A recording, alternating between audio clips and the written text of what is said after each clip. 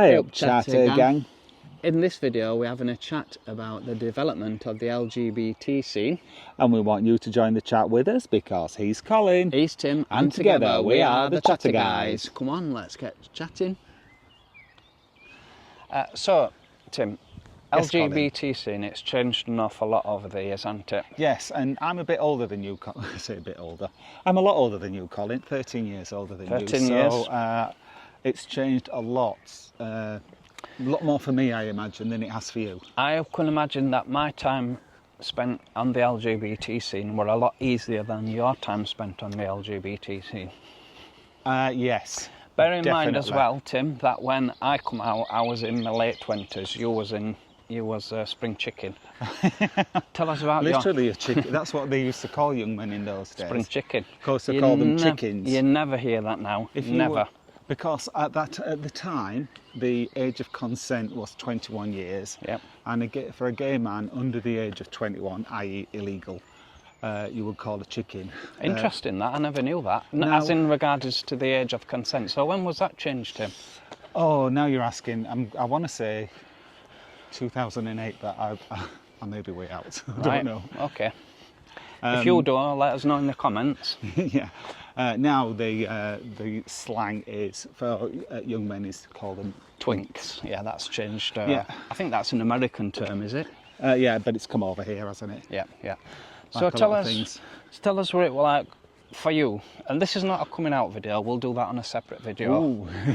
But tell us, Tim, what it was like for your what was the experience of like going into a gay bar when you were a nipper? Well, I grew up in Todmorden, which is a small market town on the border of Yorkshire and Lancashire. Yeah. And when I was, now how would I be, or would I be? I'd be late teens, possibly early 20s. Yeah, 19, 20, something like that age. Yep. And there was one bar, and the barman was openly gay. And so that attracted a gay crowd. So it weren't billed as a gay bar, No, were it? no way. It wasn't billed as a gay bar at all. And I used to go, it was quite close to where I lived actually. So it was only like a 2 or 3 minute walk because I was still living at home with my parents. Yeah. And I used to pretend that I was straight. Wow. Did you find that hard? Not especially because... Was this while you were in the bar or going in the bar? Yeah, well, everywhere I would just pretend that I was straight. I didn't admit to anybody that I wasn't. But there was a lot of gay people there and I used to socialise with them, but nothing of a sexual nature went on. Then, as time went on, I made friends with a lad in Halifax and he was talking about this bar in Huddersfield and it's called the Gemini Club, which is... I definitely heard of the Gemini Club. I think it was before my time, but I've definitely heard of it. It was very famous / notorious. It wasn't quite so notorious when I went. Apparently all sorts of things used to go on. But it wasn't like that when I went. But it was the kind of bar you'd walk... Let's take a little bit of a seat down. Yeah, I'm getting out of breath.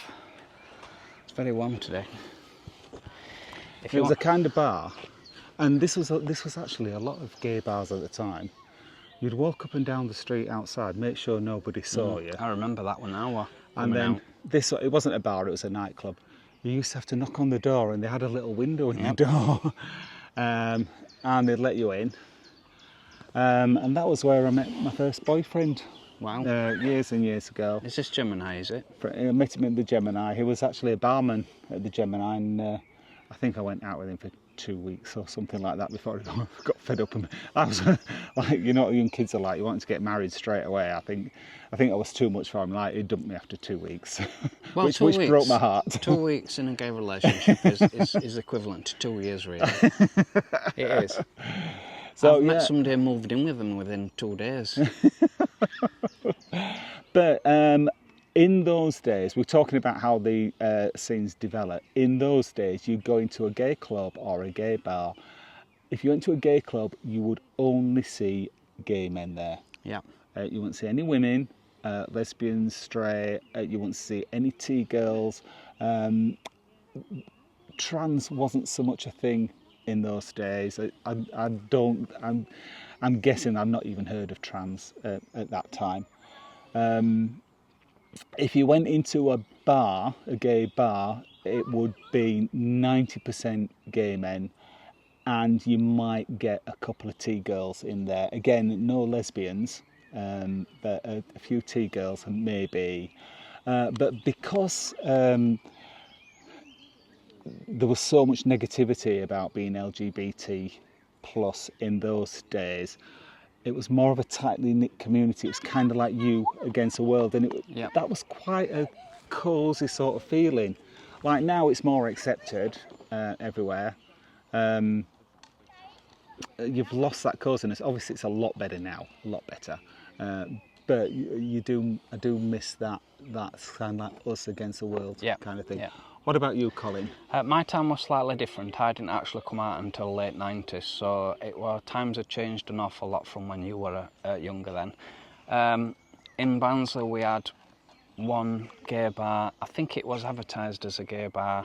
They call it Charlie's on Sheffield Road, if anybody remembers that. I didn't go in that because I was from Barnsley and I didn't want anybody to know. So I went out of town really. When I went out drinking, I went into Sheffield. I think that's what a lot of people did. Yeah, I didn't want anybody knowing in my own town. It was a mining town. I was from Barnsley, and it was very anti-gay really. You didn't want anybody knowing in your local neighbourhood you were gay. That was just a thing. So my first experience going into bar was in the Barcelona in Sheffield, and I remember being absolutely terrified about going in. Like you had to spend a couple of minutes going up and down the street before I realised it was safe enough to go in. Yeah. And like you said, there were you didn't get a great welcome when you went through the door, because I think they were just checking you out to make sure that you were gay. Oh yeah, that you want a policeman. Oh, well, you want a policeman. They didn't want non-gay people in the bar. No. And like you said, it was a community that you were in. You went and you saw the same people every week. You went in, you got the same people, and it was very relaxed. They played the music for the LGBT crowd. There were no end parties. There were no birthday parties or anything like that. It was just gay people going out and having a good social. And of course back then there weren't that many gay bars, so the bars were pretty busy. That's when people used to go out drinking. You know, you could go out during the day and the crowds were in. It was a different atmosphere to what it is now. It's hard to explain the difference really. Well, I suppose like gay men and women, that was the only place for them to go. You didn't really feel comfortable anywhere else apart from. Of course, this was before the apps. The apps were the only way you could meet people. Yeah, there is Back that then, as well. the only way you could meet people, other gay people, were either going to the gay bar or, can you remember the yellow ads? Oh God, I answered one once. It was the personnel section in the yellow ads. Surely, gang, you must remember them. Yeah, you had to write a letter to a PO box, and you might or might not get a reply. I remember once I wrote to somebody once, and they sent me a stinking reply because I'd not put a stamped addressed envelope in with the letter, and they had to pay for a stamp to write me back. I remember once writing a post box advert in, and I replied back to somebody's letter, and I sent them my letter back, and I sent them my phone number. I don't know why I did that. And there were a phone call to house, and they were right camp on phone, and I'm like, there's somebody on phone for the lad. And as soon as I got off the phone, I was right nervous, because back in olden days when you took phones in house, other person could pick up the phone at the other end and listen to a conversation. So we were right sneaky about what we were doing, and as soon as phone call finished, I was thinking, oh, my mum and dad know now. But they didn't. But she was saying, oh, well, I don't phone, and I'm like trying to make up a random thing. We're all cloak and dagger, weren't it? Yeah, and I noticed things started changing. Do you remember the film, The Full Monty? It was The Full Monty, yeah. And after that film came out, they started having male strippers in gay bars. Yeah, I can remember that. And when it started at first, this is a really weird thing, because we're talking about the 80s now, maybe, 80s. Lesbians had started coming out, and if there was a male stripper on, the lesbians always used to push to the front. Yeah. I remember this was at the Greyhound Bar in Huddersfield. Lesbians always used to push to the front. Why? Never understood that. But then shortly after that, straight women started coming in, hen parties started coming in, because they could go out in a LGBT plus bar and not know that they're not going to be hassled by men trying to get off with them. But then, of course, straight men got wise to it, and they started going. Yeah, it all changed. I remember one time going, like you said, going into the Dolphin Bar in Wakefield. Please let us know in the comments your first experience about going into a gay bar. We'd love to know about it. But the Dolphin in Wakefield used to have a stripper, and I told one of my work colleagues, female, she was straight, that I would go into Dolphin and there were a stripper on. Oh, can I come with you? And she did, and she went straight to front. She was loving it. But that's when the period started changing, really. Yeah, and big picture, it is a million times better now. Absolutely. When I was first going out, gay bashing was actually a phrase that people used. And it happened. And I've got friends that were beaten up just for looking gay, not necessarily doing anything. But it is a million times better. It's a lot safer. Is it better? Oh well, it's in that respect, it double-edged, absolutely isn't it? is. Yeah. In that respect, it absolutely is. Overall, there's places that's a lot more open now. You don't feel threatened when you go into a bar. You can all dance. You can do what you want now, and people don't seem to be bothered. It's but it's the point of this video is just to explain the difference, what we've experienced going into LGBT bars over the years, and we'd love to know what your opinions are. Absolutely. Please let us know in the comments. And if you do like the video, please give us a thumbs up. If you are new to the channel and don't want to miss out on any of our future videos, then please subscribe, because it will cost you absolutely nought. Thanks for watching, Chatter Gang. We'll see you next time. Bye. Bye-bye. Let's get chatting, let's get noshing, let's get drinking, let's get walking, sit back and relax. We'll